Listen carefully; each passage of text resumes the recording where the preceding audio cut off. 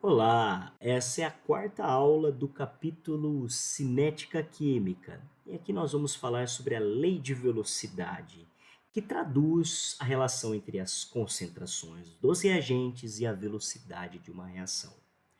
Na tela você vê um exemplo genérico de A reagindo com B, produzindo C, de coeficientes Azinho, Bzinho e Czinho. A lei de velocidade traz a ideia de que a velocidade é diretamente proporcional, igual a uma constante, às concentrações dos reagentes elevadas a expoentes que são determinados experimentalmente. Existem dois tipos de reações químicas: as reações elementares, aquelas em que os expoentes são iguais aos coeficientes. Portanto, do esquema genérico que aparece na sua tela, nós temos a lei como sendo igual, a velocidade sendo igual a constante concentração de A elevado ao coeficiente de A, que é Azinho, vezes a concentração de B, elevado ao seu coeficiente Bzinho. Nós chamamos de ordem da reação a soma Azinho mais Bzinho. Caso a reação química seja complexa, os expoentes diferem dos coeficientes e aí nós temos um mecanismo, várias etapas que levam do reagente ao produto final. Veja agora um exemplo de mecanismo. Nós temos uma reação cuja equação global está na tela. A mais 2B produzindo AB2. Se é uma reação complexa, os expoentes da lei de velocidade diferem dos coeficientes. Nós teremos então x para A e y para B. Na primeira etapa desse mecanismo, A reage com B produzindo o intermediário AB. Na segunda etapa, o intermediário AB reage com B, produzindo o produto AB2. E aqui nós temos que a etapa lenta é a primeira. A etapa lenta define toda a cinética da reação. O tempo de uma reação depende sempre da etapa lenta, mais lenta. Ao somar essas etapas, podemos cancelar os intermediários e com isso nós temos a equação global. Cada uma das etapas é uma reação elementar que ocorre entre as colisões diretas entre os reagentes, sendo a etapa lenta a determinante do tempo da reação. E é ela que é a base da lei de velocidade. Então ficamos aqui para o exemplo da tela. A velocidade é diretamente proporcional, igual a uma constante, concentração de A elevado a 1.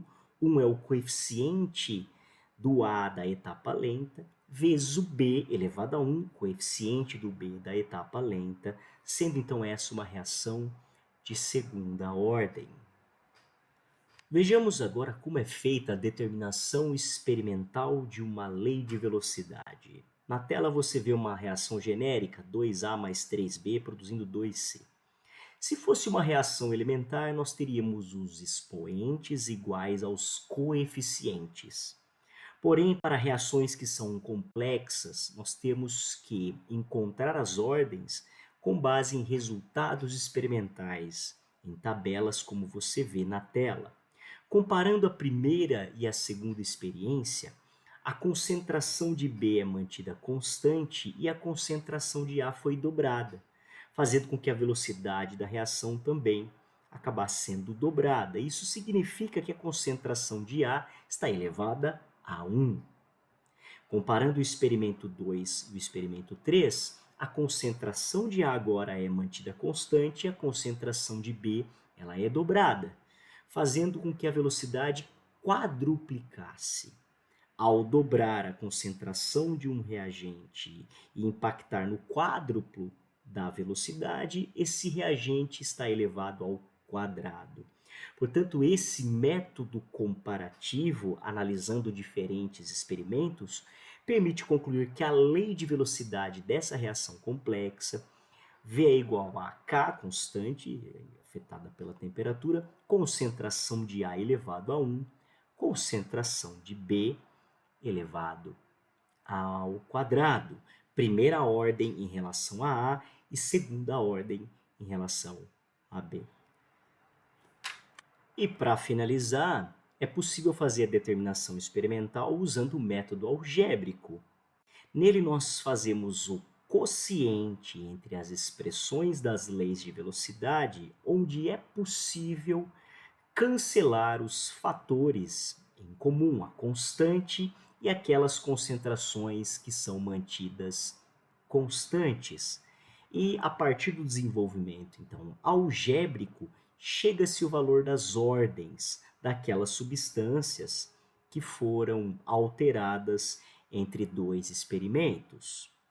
Então, para x aqui encontramos 1.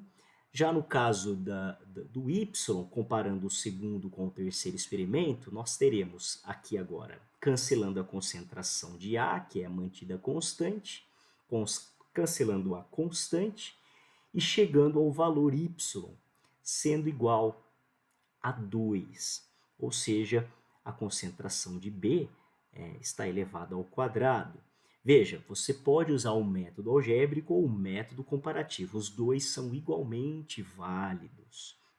Então, aqui nós temos, pelo método algébrico e o método comparativo, nós temos a ordem de A é 1 e a ordem de B é 2. E a ordem total da reação é a soma das ordens de A e B.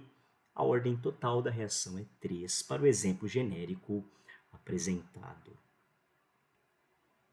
Se você chegou até aqui, muito obrigado e até a próxima aula.